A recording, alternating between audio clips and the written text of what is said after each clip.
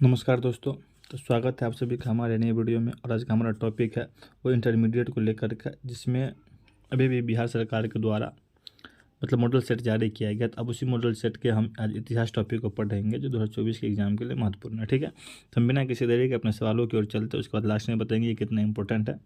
तो हम अपना सवाल की तरफ चल रहे हैं। तो हमारा सवाल जो पहला है वह है पुरातत्व के अंतर्गत इनमें से कौन नहीं है। तो पुरातत्व के अंतर्गत जो है इनमें से साहित्य नहीं है। क्यों? क्योंकि पुरातत्व जो है वो पृथ्वी के अंदर छिपी हुई वस्तुओं को निकाला जाता है और उससे हम पीछे के जो लोग होते हैं, अतीत के लोग, उसके बारे में जानकारी प्राप्त करते हैं। तो उसके अंतर्गत जो है वो हमारा साहित्य नहीं। साहित्य भी हमारे प्राचीन इतिहास को बताता है, लेकिन वो धरती के अंदर छिपी हुई नहीं रहती है, इसीलिए हम इसे पुरातत्व के अंतर्गत नहीं रखते हैं। ठीक है, अगला प्रश्न हमारा है कि दयाराम साहनी ने कहाँ उत्खनन करवाया था। तो दयाराम साहनी ने हड़प्पा में उत्खनन करवाया था। ठीक है, और ये जो करवाया गया था उत्खनन दयाराम साहनी के द्वारा, वो करवाया गया था 1921 ईस्वी में। ठीक है, कभी कभार आपसे मोहनजोदड़ो के बारे में पूछ लिया जाता है। तो मोहनजोदड़ो को जो उत्खनन करवाया गया था वो करवाया गया था 1922 में। किसके द्वारा? तो R.D. बनर्जी। R.D. बनर्जी यानी कि अराखल दास बनर्जी के द्वारा। ठीक है, तो आप इसको याद रखिएगा। कब? तो 1922 ईस्वी में। अब हम अगले प्रश्न पर चलते हैं। अगला प्रश्न हमारा है कि मोहनजोदारो का सबसे बड़ा नगर कौन सा है। तो मोहनजोदारो का जो सबसे बड़ा नगर है, हड़प्पा सभ्यता का सबसे बड़ा नगर कौन था? तो हड़प्पा सभ्यता का सबसे बड़ा जो नगर था वो था मोहनजोदड़ो। ठीक है, उसके बाद जो अगला प्रश्न हमारा है वह है मोहनजोदड़ो किस नदी के किनारे स्थित है। तो मोहनजोदड़ो जो है वो सिंधु नदी के किनारे स्थित है। किस नदी के किनारे स्थित है? सिंधु नदी के किनारे। ठीक है, अगला प्रश्न हमारा है कि लोथल कहाँ स्थित है। लोथल कहाँ स्थित है? तो लोथल जो है वो दोस्तों वो है गुजरात में स्थित। कहाँ? गुजरात में। ठीक है, अगला प्रश्न हमारा है कलकत्ता में एशियाटिक सोसाइटी की स्थापना कब की गई थी। तो कलकत्ता में जो एशियाटिक की स्थापना की गई थी वो की गई थी किसके द्वारा? तो वो की गई थी विलियमसन जोन्स के द्वारा। और ये जो स्थापना किया गया था वो विलियम जोन्स के द्वारा 1784 ईस्वी में किया गया था। कब किया गया था? 1784 ईस्वी में। ठीक है, तो याद रखिएगा इसको भी, डेट को भी। आगे चलते हैं। आगे हमारा है कि भारतीय पुरातत्व संरक्षण जो था, हमारा सर्वेक्षण जो हो रहा था, उसके जो प्रथम डायरेक्टर जनरल थे वो कौन थे? इसके जो प्रथम डायरेक्टर जनरल थे वो थे हमारे ए कनिंघम। कब थे? प्रथम थे हमारे ए कनिंघम। उसके बाद जो बनाए गए थे सेकंड नंबर पर थे हमारे जॉन मार्शल। ठीक है, इसको भी याद रखिएगा आप लोग। अब है मुद्रा राक्षस किसके द्वारा रचित किया गया था। तब लोग उसको याद होगा कि मुद्रा राक्षस के जो रचयिता थे वो थे विशाखा दत्त। कौन थे? विशाख दत्त। अगला प्रश्न हमारा है कि प्रयाग प्रशस्ति में किसकी उपलब्धियों का उल्लेख मिलता है। तो प्रयाग प्रशस्ति में हमें समुद्रगुप्त के बारे में उल्लेख मिलता है। ठीक है, याद रखिएगा इस बात को। अब है कि अशोक के कलिंग युद्ध का उल्लेख हमें किस शिलालेख में मिलता है। तो अशोक के जो इस युद्ध का जो उल्लेख है वो हमें 13वें शिलालेख से पता चलता है। और आपको पता होगा कि कलिंग युद्ध कब हुआ था। तो वो हुआ था 261 ईसा पूर्व। कब? 261 ईसा पूर्व में। और कलिंग युद्ध जो था वो अशोक के जीवन के पूरी तरह से बदल दिया था। जो अशोक पहले हिंसा में विश्वास रखता था वो हिंसा से अहिंसा के पथ पर चलने लगा था। वो जो था कलिंग युद्ध के से ही वो बौद्ध धर्म को अपना लिया था, कलिंग युद्ध के बाद से। यानी हम कह सकते हैं कि कलिंग युद्ध ने अशोक के जीवन को पूरी तरह से प्रभावित कर दिया था। ठीक है, कभी कभार ये भी क्वेश्चन पूछ देता है कि अशोक ने बौद्ध धर्म किस युद्ध के बाद अपनाया था। तो किस युद्ध के बाद? कलिंग युद्ध के बाद। और ये कब हुआ था? तो ये हुआ था 261 ईसा पूर्व में। ठीक है, याद रखिएगा इस बात को। अब है कि प्राचीन भारतीय इतिहास का कौन सा काल स्वर्ण युग के काल के नाम से जाना जाता है। तो उसका जो सही उत्तर है वो है हमारा गुप्त काल। ऐसा इसलिए हुआ कारण कि इस काल में जितने भी सम्राट थे वो हिंदू थे। इसमें हिंदू धर्म का बड़ा ही विस्तार हुआ था। साथ साथ में जो आर्यभट्ट था, ये उनके ज्ञाता आर्यभट्ट जो थे उसी काल में। उसके अलावा जो नालंदा विश्वविद्यालय, तक्षशिला विश्वविद्यालय जो था वो वहाँ की शिक्षा प्राप्त करने वाले लोग आते थे यहाँ इसी काल में, इसीलिए इसे स्वर्णयुग काल कहा जाता है। ठीक है, तो अगला प्रश्न है कि अभिज्ञान शकुंतलम के रचनाकार कौन है। तो अभिज्ञान शकुंतलम के जो रचनाकार है वो है हमारे कालिदास। कौन है? कालिदास। तो इसको आप याद रखिएगा। अगला प्रश्न हमारा है कि 16 महाजनपदों में सबसे शक्तिशाली महाजनपद कौन था। तो सवाल सबसे आसान है और इसका सही उत्तर हमारा है मगध। मगध जो है हमारा 16 महाजनपदों में सबसे शक्तिशाली महाजनपद था। अगला प्रश्न हमारा है कि एलोरा में कैलाश मंदिर किस राजवंश ने बनवाया था। तो एलोरा में जो राज मंदिर कैलाश मंदिर उसका जो निर्माण हुआ था वो राष्ट्रकूट के द्वारा हुआ था। ठीक है, अगला प्रश्न है कि महाभारत का युद्ध कुरुक्षेत्र के मैदान में कितने दिन चला था। तो महाभारत आपको अगर देखे होंगे सीरियल, बहुत सारा इसका आया हुआ है। इसका जो युद्ध हुआ था वो हुआ था पांडव और कौरवों के बीच, और ये युद्ध जो था वो किस मैदान में हुआ था, वो हुआ था कुरुक्षेत्र के मैदान में। और इसकी जो अवधि थी वो 18 दिन की थी, 18 दिनों तक युद्ध चला था। ठीक है, तो याद रखिएगा इस बात को। अब अगला प्रश्न हमारा है कि महाभारत की रचना किस भाषा में हुई। तो सीधी सी बात, उस समय के जो लोग थे वो अधिकतर अपना जो जैन भाषा का जो प्रयोग करते थे वो संस्कृत में करते थे, इसीलिए उस समय जो था महाभारत की रचना भी किस भाषा में हुई थी, संस्कृत भाषा में हुई थी। ठीक है, याद रखिएगा इस बात को। तो चलिए हम चलते हैं फिर अगले प्रश्न पर। अगला प्रश्न है कि वेद व्यास ने किस महाकाव्य की रचना की। आप लोग को पता होगा कि वेद व्यास जो थे वो महाभारत के रचनाकार थे। ठीक है, उसके अतिरिक्त अगर रामायण की बात करें तो रामायण के थे वाल्मीकि। ठीक है, अब आगे अगला प्रश्न हमारा है कि वेदों की संख्या कितनी है। तो वेद जो है हमारे हिंदू धर्म में वो कितने हैं, वो 4 हैं। और कौन कौन से वेद हैं। तो पहला हमारा वेद आता है ऋग्वेद, दूसरा यजुर्वेद, तीसरा सामवेद, और चौथा हमारा आता है अथर्ववेद। ठीक है, तो इसको आप याद रखिएगा। तो हमारे वेद कितने हैं, 4 है। कौन कौन है, तो हमें पता चल गया। उसमें आते हैं ऋग्वेद, यजुर्वेद, सामवेद और अथर्ववेद। ठीक है, फिर चलते हैं हम अगले प्रश्न पर। हमारा अगला प्रश्न है नालंदा विश्वविद्यालय को किसने नष्ट किया था। आपको पता होगा कि नालंदा विश्वविद्यालय उस समय सबसे प्रसिद्ध विश्वविद्यालय था, जहाँ पर विश्व के कोने कोने से लोग पढ़ने आते थे। इसको जो नष्ट किया गया था वो किया गया था बख्तियार खिलजी के द्वारा। किसके द्वारा, बख्तियार खिलजी के द्वारा इसको नष्ट किया था। इसका ऑप्शन सही हो जाएगा, वो ऑप्शन नंबर बी हो जाएगा। ठीक है, अब है अगला प्रश्न हमारा कि सांची मध्य प्रदेश के किस जिले में स्थित है।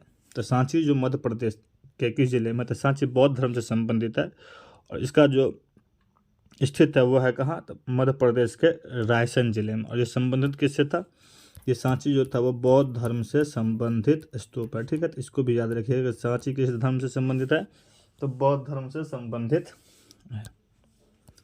अगला प्रश्न हमारा कि महात्मा बुद्ध को ज्ञान की प्राप्ति कहाँ हुआ था। तब महात्मा बुद्ध को जो ज्ञान की प्राप्ति हुआ था वो हुआ था आपका कहाँ पर, वो हुआ था आपका बोध गया में। कहाँ पर, बोध गया। महात्मा बुद्ध से लेकर के जो रिलेटेड है ये चारों स्थान महत्वपूर्ण है। तो बोध गया में उसको क्या हुआ था, ज्ञान की प्राप्ति। लुम्बिनी में क्या हुआ था, तो लुम्बिनी में उनका जन्म हुआ था। सारनाथ में क्या होता, तो सारनाथ में उन्होंने अपना पहला उपदेश दिया था। और कुशीनगर की बात करें तो कुशीनगर में उन्होंने निर्वाण की प्राप्ति की थी, यानी कि उनकी मृत्यु जो था वो कुशीनगर में हुआ था। ठीक है, तो इसको भी आप लोग याद रखिए। जैसे क्वेश्चन पूछ देता है महात्मा बुद्ध को उपदेश कहाँ, पहले प्रथम उपदेश कहाँ दिया गया, तो महात्मा बुद्ध ने प्रथम उपदेश सारनाथ में। जन्म कहाँ हुआ था, तो लुम्बिनी में। ज्ञान की प्राप्ति कहाँ हुआ, तो बोध गया में। ठीक है, अब चलते हैं अगले प्रश्न पर। अगला प्रश्न हमारा है कि विनय पिटक किस धर्म से संबंधित है। तो विनय पिटक जो है वो हमारा बौद्ध धर्म से संबंधित है। बौद्ध धर्म में क्या है कि पिटक को ना 3 पिटक है, जिसे हम लोग त्रिपिटक के नाम से जानते हैं। ठीक है, कितने पिटक है, 3 पिटक, और इसे हम त्रिपिटक के नाम से जानते हैं। जिसमें से पहला है आपका क्या चीज़, सूत पिटक, दूसरा है आपका विनय पिटक, और तीसरा है आपका अभिधम पिटक। तो सूत पिटक में किसके बारे में बात हुआ, तो सूत पिटक में बौद्ध धर्म के किसके बारे में, उपदेश को संकलित किया गया है। विनय पिटक में किसके बारे में, तो विनय पिटक में संघ के नियमों के बारे में है। किसके बारे में, संघ के नियम है। और अभिधम में क्या है, बौद्ध दर्शन है। किस चीज़ का उल्लेख है, बौद्ध दर्शन है। तो ये भी आप ध्यान रख सकते हैं। चलिए फिर हम अगले प्रश्न पर चलते हैं। अगला प्रश्न हमारा है कि जैन धर्म के 24वें तीर्थकर कौन थे। तो जैन धर्म के जो 24वें तीर्थकर थे वो थे हमारे कौन, तो वो थे हमारे महावीर स्वामी। ठीक है, महावीर स्वामी जो थे वो थे 24वें तीर्थकर। पार्श्वनाथ जो थे वो थे इसके 23वें। और ऋषभ देव जो थे वो थे पहले। कौन थे, पहले। तो अगर शुरुआती दौर में के जैन धर्म के तो वो था ऋषभ देव, लेकिन वास्तविक स्थापना जो माना जाता है, संस्थापक मेन, वो माना जाता है महावीर स्वामी को भी। तो इसको भी आप लोग याद रखिएगा। अब अगला प्रश्न है हमारा कि महिला संत करायकल जो थी वो किस धर्म से संबंधित। तो उस समय क्या था कि वास्तव में अगर देखा जाए तो महिला संत जो करायकल थी वो किस धर्म से संबंधित थी, तो वो थी शैव धर्म से संबंधित। वो शिव भगवान को पसंद करते थे। उस समय 3 संत जी जो प्रमुख थे, जिसमें से पहला था किसका नाम, वो था आपका मीरा, सॉरी, पहला जो था वो था मीरा। उसके बाद आते हैं तो था उस समय कराईकल। उसके बाद अगर बात करें तो वो थी अंडाल। ये तीनों अपने अलग अलग भगवान को मानते थे। मीरा जो थी वो मानती थी कृष्ण को, कृष्ण भगवान को। कराईकल जो थी वो मानती थी शिव भगवान को, और अंडाल जो थी वो मानती थी विष्णु भगवान को। ठीक है, तो इसमें हमें कराईकल के बारे में पूछा गया था। तो कराईकल जो थे शिव को मानते थे, इसलिए इसे शैव धर्म से संबंधित कहा जाता है। तो इसको आप याद रखिएगा। ठीक है, अब चलते हैं फिर से हम अगले प्रश्न पर। और हमारा अगला प्रश्न है कि दिगंबर और श्वेतांबर किस धर्म से संबंधित है। तो दिगंबर और श्वेतांबर जो थे वो थे हमारे किससे संबंधित, तो वो थे हमारे जैन धर्म से संबंधित। ठीक है, दिगंबर जो थे वो क्या करते थे, नग्न रहते थे, जबकि श्वेतांबर जो थे श्वेत वस्त्र धारण करते थे। ये एक डिफरेंस है इसमें, तो याद रखिएगा। और भी डिफरेंस है। अब चलते हैं हम अगले प्रश्न पे। अगला प्रश्न हमारा है कि मुगल काल में चलने वाले सोने का जो सिक्का था वो कौन था। रुपया था कि जीतल था कि इलाही था कि दाम था। तो मुगल काल में चलने वाला जो सोने का सिक्का था वो था इलाही। क्या था, इलाही था। इसको याद रखिएगा। अब है जहांगीर का शासनकाल क्या था। तो जहांगीर का जो शासनकाल था वो आपका था कौन। ऑप्शन में 1556 से 1605। तो इसका जो सही उत्तर है वो आपका ऑप्शन नंबर बी, 1605 से 1627 जो था वो जहांगीर का शासनकाल था। इस के बीच में वो उन्होंने क्या किया था, जहांगीर का शासन चल रहा था। अब आगे हमारा जो अगला प्रश्न है वह है अकबरनामा का अनुवाद किसने किया था। तो अकबरनामा का जो अनुवाद किया गया था वैसे उन्होंने तो ये सब किया था, लेकिन यहाँ अनुवाद जो पूछ रहा है वो पूछ रहा है अंग्रेजी में अनुवाद किसने किया था। तो अकबरनामा का जो अंग्रेजी में अनुवाद कराया गया था वह हेनरी बेवरीज के द्वारा किया गया था। ठीक है, अगला प्रश्न है कि बाबरनामा किसने लिखी। तो बाबरनामा जो है वो खुद बाबर ने लिखी। ठीक है, अलबरूनी जो था उनका जो किताब था वो था किताब उल हिंद। इब्न बतूता का था किताब उल रहला। अबुल फजल ने अकबरनामा लिखा था। ठीक है, तो इसको भी याद रखिएगा। अगला प्रश्न पर चलते हैं। अगला प्रश्न हमारा है कि टोडरमल कौन था। तो टोडरमल जो था वो था अकबर का वित्त मंत्री, दीवान ए अशरफ, यानी कि एक तरह से हम कह सकते हैं फाइनेंस मिनिस्टर था। ठीक है, तो याद रखिएगा इसको। अगला प्रश्न है कि तंबाकू के उपयोग पर किस शासक ने प्रतिबंध लगाया था। तंबाकू के ऊपर जो प्रतिबंध लगाया गया था वो लगाया गया था किसके द्वारा, तो लगाया गया था जहांगीर के द्वारा। किसके द्वारा, जहांगीर के द्वारा। तो चलिए फिर चलते हैं अगले प्रश्न पर। अगला प्रश्न हमारा है गुलबदन बेगम ने किस पुस्तक को लिखा था। तो गुलबदन बेगम ने हुमायूं नामा लिखा था। हुमायूं जो था गुलबदन, हुमायूं नामा जो था वो किसके द्वारा लिखा गया था, गुलबदन के द्वारा। चलते हैं फिर अगले प्रश्न पर। अगला प्रश्न हमारा है कि शेरशाह सूरी ने किस मुगल शासक को परास्त किया था। तो शेरशाह सूरी के समय में जो था कौन था, तो शेरशाह सूरी के समय में उस समय जो शासन कर रहा था वो कर रहा था हुमायूं। तो उन्हीं को हराया गया था। ठीक है, इसीलिए इससे आंसर हमारा हो जाएगा हुमायूं, ऑप्शन नंबर ए। अब चलते अगले प्रश्न। अगला प्रश्न है कि 1529 में जो घाघरा युद्ध हुआ था वह किस किस के बीच हुआ था। तो आप लोग को याद होगा कि सबसे पहले जो बाबर और इब्राहिम लोदी के बीच की जो बात हो रहा था, इसके बीच के युद्ध को हम लोग कहते हैं पानीपत के युद्ध। पानीपत के युद्ध लड़ा गया था इसके बीच, कब, तो 1526 में। और फिर बात करें तो हमारा यहाँ पर जो प्रश्न है वो पूछ रहा है किस क्या चीज़ का, वो पूछ रहा है। और अगर बात करें हम किसकी, तो खान, सॉरी, यहाँ पे घाघरा युद्ध, जब बाबर राणा सांगा की बात करें तो बाबर राणा सांगा के बीच जो हुआ था वो हुआ था खानवा युद्ध। कब, तो 1527 में। तो इसका जो सही आंसर होता है हमारा तो वो था हमारा आंसर नंबर सी। इसका सही उत्तर था बाबर और महमूद खान लोदी के बीच में जो युद्ध था वो लड़ा गया था। कौन सा युद्ध, घाघरा युद्ध। घाघरा युद्ध का सही उत्तर है बाबर और महमूद खान लोदी के बीच घाघरा युद्ध का लड़ाई हुआ था। पहला युद्ध था बाबर इब्राहिम के बीच, वो था पानीपत। बाबर राणा सांगा के बीच हुआ था कौन सा, था खानवा युद्ध। ठीक है, याद रखिएगा इसको। अब है अकबर का संरक्षण कौन था। अकबर का संरक्षण था वो था बैरम खां। ठीक है, अब चलते हैं अगले प्रश्न पर। अगला प्रश्न हमारा है 36 नंबर कि फतेहपुर सिकरी के बुलंद दरवाजा का निर्माण किसने करवाया था। तो इसका जो सही उत्तर होगा वो होगा आपका कौन सा था, अकबर। अकबर ने इसका निर्माण करवाया था। ठीक है, अब है अगला प्रश्न हमारा कि 5वें सिख गुरु अर्जुन देव को मृत्युदंड किसने दिया था। तो उस समय जो शासन कर रहा था वो था हमारा कौन सा, था जहांगीर। जहांगीर ने क्या किया था, सिख जो थे गुरु अर्जुन देव उनको मृत्युदंड दिया गया था। अब है दिल्ली सल्तनत के किस शासक ने अपनी राजधानी आगरा बनाई। तो दिल्ली सल्तनत की जो थे पहले राजधानी दिल्ली सल्तनत का राजधानी दिल्ली ही था, लेकिन फिर बाद में उसे आगरा शिफ्ट किया गया था। वो शिफ्ट किया गया था किसके द्वारा? था सिकंदर लोदी के द्वारा। अगला प्रश्न है कि फतेहपुर सीकरी में अकबर ने इबादत खाना कब बनवाया था? तो इबादत खाना जो था क्या होता था? ये इस प्रकार का खाना था जहाँ पर सभी धर्मों के लोग आकर के अपने पूजा पाठ करते थे अपने अपने नियमों के अनुसार से, और इसका जो निर्माण था अकबर के द्वारा करवाया गया था 1575 ईस्वी में। अगला प्रश्न हमारा है 40 नंबर की सुलह कुल की नीति किसने अपनाई? तो सुलह कुल जो है उसकी नीति अकबर के द्वारा अपनाई गई थी। किसके द्वारा? अकबर के द्वारा अपनाई गई थी। तो याद रखिएगा इस बात को। अब चलते अगले प्रश्न।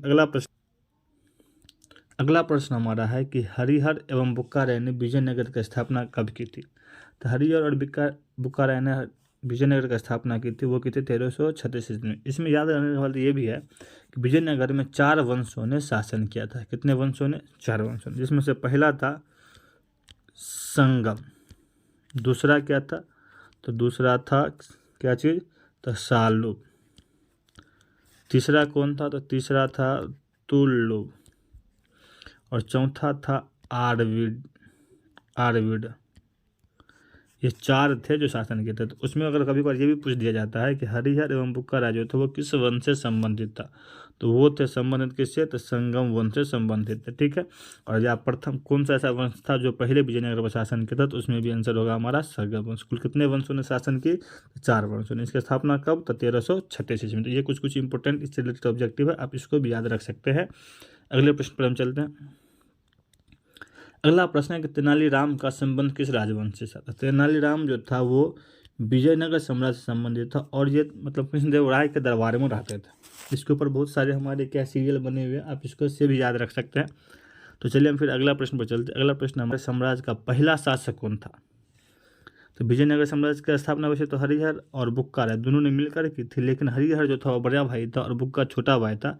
इसी दृष्टिकोण से जो पहला शासक था वो था हरिहर राय, ठीक है। तो याद रखिएगा इस बात को। अब है कि अमुक्त माल्याद किसने लिखा था? तो अमुक्त माल्याद जो था वो लिखा गया था कृष्णदेव राय के द्वारा। किसके द्वारा? कृष्णदेव राय के द्वारा। लेकिन इस ऑप्शन में हमारा कृष्णदेव राय नहीं है, इसीलिए इसका ऑप्शन नंबर हो जाएगा डी, यानी ऑप्शन नंबर डी इसमें से कोई भी नहीं। अब है अगला प्रश्न कि विरूपाक्ष मंदिर कहाँ स्थित है, ठीक है। तो विरूपाक्ष मंदिर जो है वो स्थित है हमारे कहाँ पर? हम्पी में। और इस मंदिर की जो सबसे खास बात यह थे कि इस मंदिर के स्तंभों सब पर पेड़ पौधे वनस्पतियों, इसके अतिरिक्त जो पशु पक्षी थे उसके चित्र अंकित थे, जो इसकी सबसे बड़ी विशेषता थी, जिसके माध्यम से जो था ये हमें मतलब पर्यावरण संरक्षण का ज्ञान देते थे, साथ साथ वन जीवों का संरक्षण करना चाहिए इसकी ओर भी हमें क्या कर रहे थे? प्रेरित कर रहे थे, ठीक है। याद रखिएगा कि विरूपाक्ष मंदिर की विशेषता क्या था? तो ये थी सारी इसकी विशेषता। अगला प्रश्न है अब कि विजयनगर साम्राज्य में आने वाला पहला विदेशी यात्री कौन था? तो वो था हमारा कौन? वो था निकोली कोटी, जो पहली बार विजयनगर साम्राज्य में आने वाला विदेशी यात्री था। अब है अगला प्रश्न। अगला प्रश्न है कि सदाशिव राय विजयनगर साम्राज्य में किस वंश का शासक था? तो सदाशिव राय जो था वो जो संबंध रखता था वो था आपका किस वंश से? तो तुल्लुब वंश से।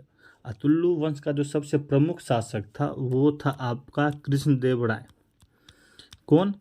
कृष्णदेव राय। तो इसको भी याद रखिएगा, या क्वेश्चन पूछ देता है कृष्णदेव राय जो है किस वंश से संबंधित था? तो वो था तुल्लु वंश। और सदाशिव राय भी किस वंश से आते थे? तो वो थे तुल्लु वंश से, ठीक है, याद रखिएगा।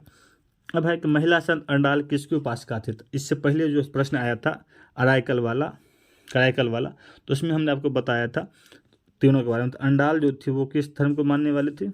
विष्णु की उपासक थी। किसकी? विष्णु की। जबकि कराईकल जो थी वो शिव की उपासक थी। तो याद रखिएगा इस बात को। अगले प्रश्न पर चलते हैं। प्रश्न है हमारा कि कबीर का जन्म कहाँ हुआ था? काशी। देखिए वैसे तो कबीर का जन्म के अगर बारे में बात करें तो वो है वाराणसी, लेकिन वाराणसी में ऑप्शन नहीं है, तो वाराणसी और काशी में ज़्यादा कुछ अंतर नहीं है, इसलिए हम इसको आंसर नंबर ए मानेंगे कि काशी में था, ठीक है। अगर इनमें से कोई नहीं रहता तो इनमें से कोई करते हैं, लेकिन ऑप्शन में वाराणसी नहीं है, लेकिन 4 ऑप्शन हमें दिए गए हैं, तो काशी को हम इसमें सही मानेंगे। तो ऑप्शन नंबर ए हमारा इसका सही आंसर होगा। अब अगला प्रश्न है कि खालसा पद की स्थापना किसने की थी? खालसा पंथ की। तो खालसा पंथ की जो स्थापना की थी वो की थी गुरु गोविंद सिंह ने। किसने? तो गुरु गोविंद सिंह के द्वारा खालसा पद की स्थापना हुआ था, ठीक है। तो ये अगर 100 क्वेश्चनों को अगर एक बार लेकर चलेंगे तो ये वीडियो लंबा हो जाएगा, इसीलिए हम क्या करते हैं पूरे क्वेश्चन को 2 पार्ट में बांट देते हैं। और आज हम फर्स्ट वीडियो में आज 50 तक ही क्वेश्चन रखेंगे, फिर हम जल्द ही आपके लिए दूसरा वीडियो लेकर आएंगे जिसमें 51 से 100 तक ऑब्जेक्टिव को लेकर बात करें।